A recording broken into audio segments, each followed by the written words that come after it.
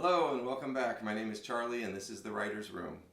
Today, Ed Wolf is with us again to read some more of his amazing memoir. Thank you. So if you have not watched part one, definitely go back and watch part one. Some really powerful stories.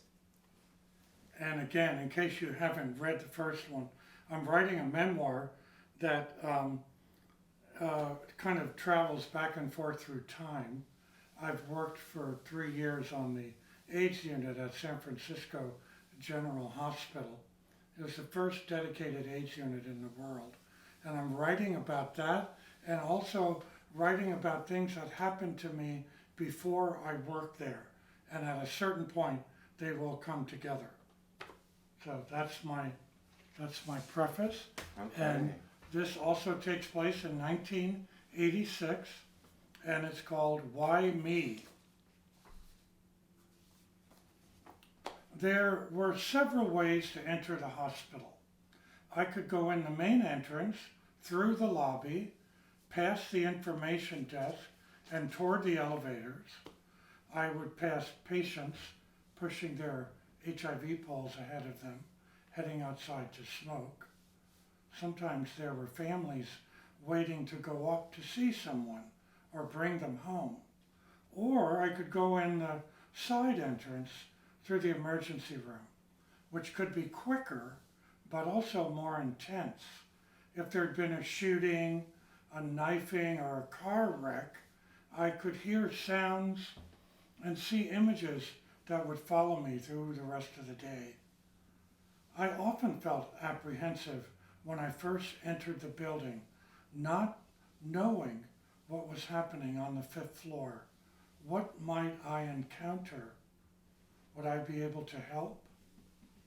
As I stepped onto the ward, I wondered if Ken had died during the night. But when I looked at the board where all the patients and doctors were listed, I saw his name. He was still alive. Ken is someone I've written about. He's having a very long process of dying. I went to see a young man who'd recently been diagnosed with pneumocystis. He described himself as being on a journey with AIDS, a journey that had begun the day he was told that he had HIV through his KS diagnosis the previous year, and now there on 5A after several days in the intensive care unit. He spoke about it all very matter of fact, as if he were describing a trip he'd been on. He asked me if I'd taken the HIV test, and I told him that I had, and that had tested HIV negative. I still felt a little awkward telling people who had it that I didn't. I told him one of my first reactions when I'd gotten my results was, why me? He said he'd felt the same about his positive results, and that he was working on trying to separate judgment from the events that were occurring to him in his life. I told him I thought that was so important, and before I left the room, he said he'd recently stopped asking, why me? Nowadays, he said, I ask, what's next?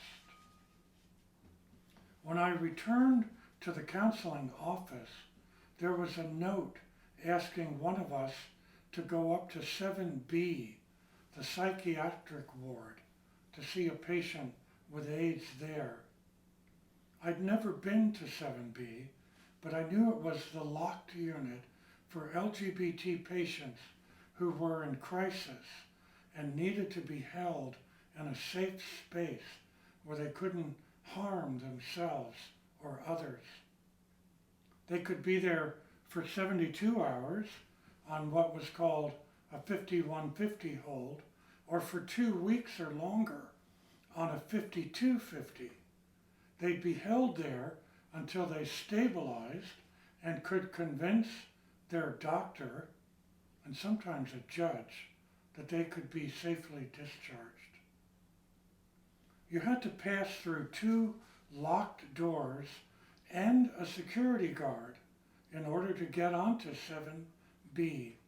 The guard buzzed me through the doors. I told him I'd come to see Roy and that it was my first time on the unit. He asked me for the pen in my pocket and my keys. He said I could keep my beeper, wanted to know what else I was carrying. He said to be sure to hang on to my identification badge so I'd be able to leave. And then he laughed and said he was just kidding. I went into a large common room and saw several dozen LGBT patients. The unit was a dedicated, safe space for LGBT people due to the prejudice they encountered when housed within the general population. There were patients drawing at a table on one side of the room while a nurse facilitated a small group on the other. Several people sat by the large windows looking out. Some stood silently in the middle of the room. Others stood talking to themselves. 3 patients came up wanting a cigarette before a nurse asked me who I was looking for and then led me down a long corridor. There was a single payphone in the hallway and a long line of patients waiting to use it. Several people asked me for spare change, and I recognized one of them, a podiatrist I had seen for an injury I'd sustained on a camping trip on the Yuba River. I stared at him in disbelief and then turned away quickly, remembering confidentiality. The nurse led me into a small room where a young man was sitting on the edge of his bed. Roy had long tangled hair and a cast on his right arm. His sheets and blanket were on the floor. He sat clutching his pillow, and when I introduced myself, he seemed very drugged and slow to speak. I pulled up a chair and sat with him as he slowly told me his story. He'd taken a bus all the way from somewhere in Texas to San Francisco after his family kicked him out when they discovered he was gay. He cried, describing his fearful arrival at the downtown bus station, having nowhere to live, no one to help him, not knowing what to do.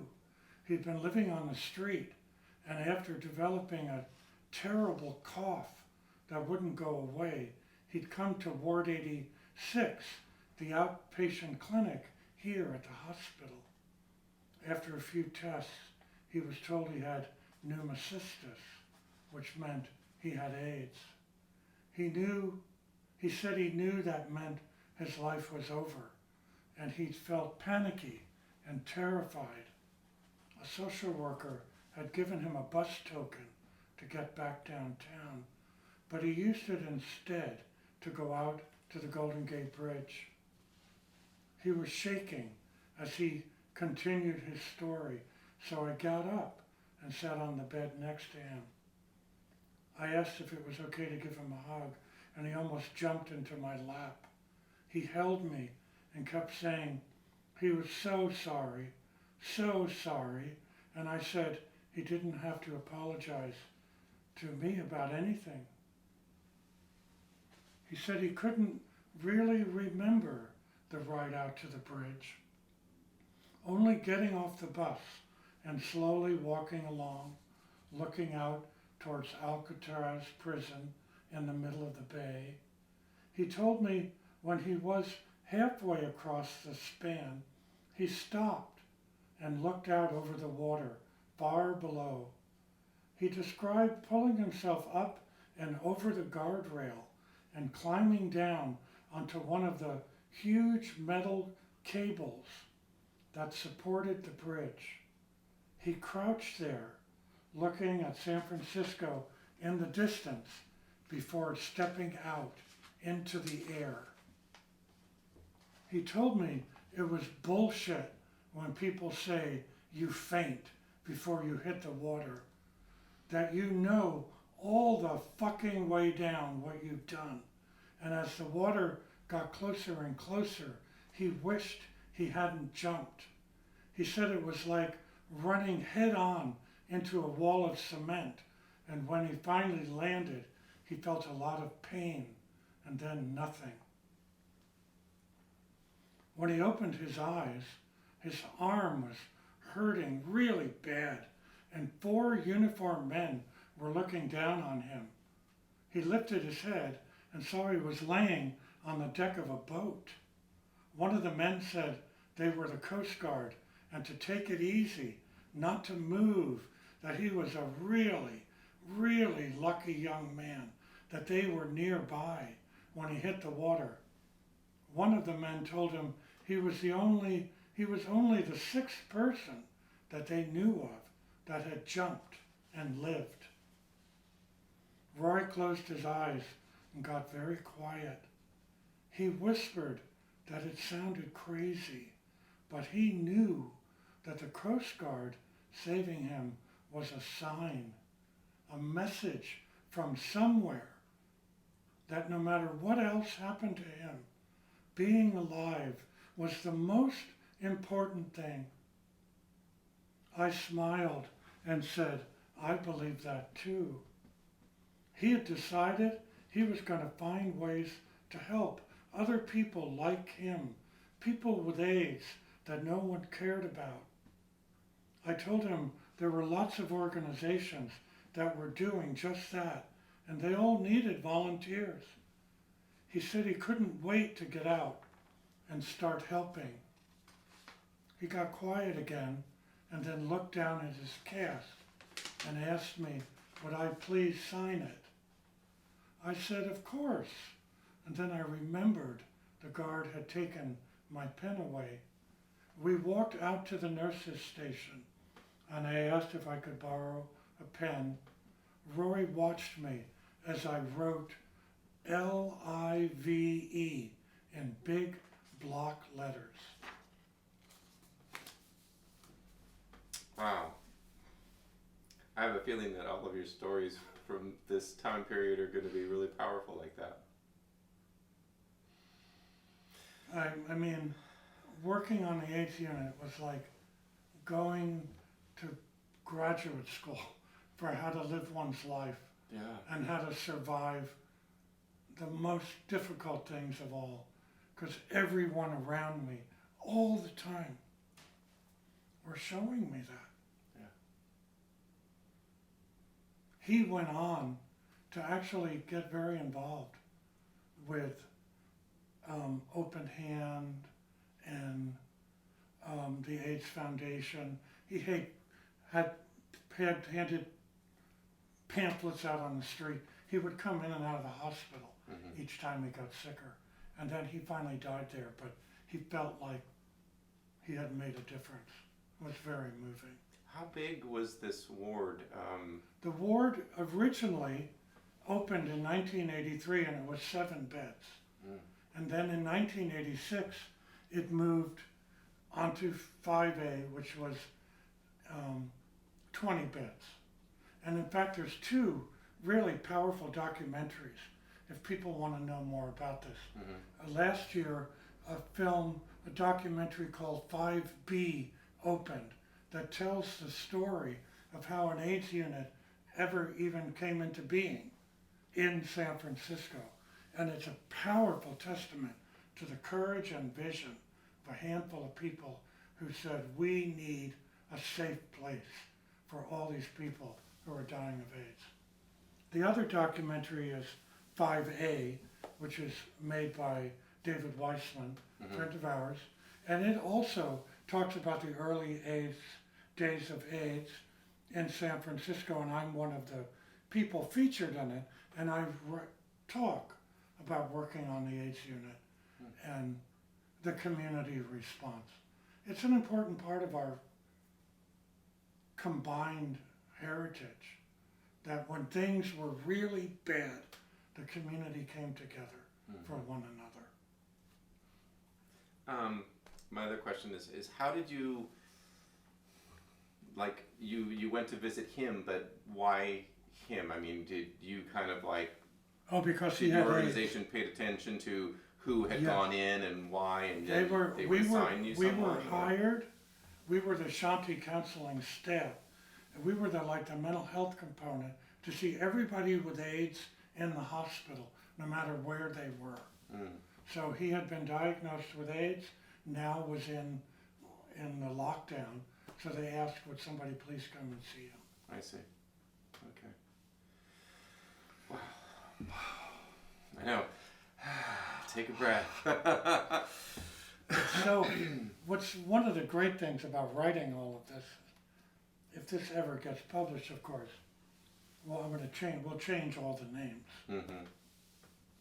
But these men go on living. They go on living in me. They'll go on living in these stories. They'll go on living in the people who read the stories. Yeah. And that's important since so many of them died unwanted by their own families, unknown. I like that their stories will just go on. Yeah. Makes Right. sense. It's a reason to do it. Yeah. Okay. All right, moving All right. on to a little bit more of your own life. That's well, right. that's your own life as well, That's but right. a So different this is time in your old life. this is before I'm in San Francisco, but I haven't really made the leap into working, volunteering in the AIDS epidemic. Okay, Okay. it's called.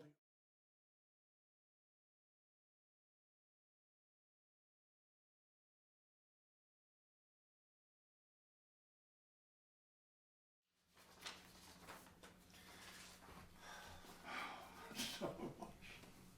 It's so. You know what I get though is the isolation that these people were in, just in their room alone, dying.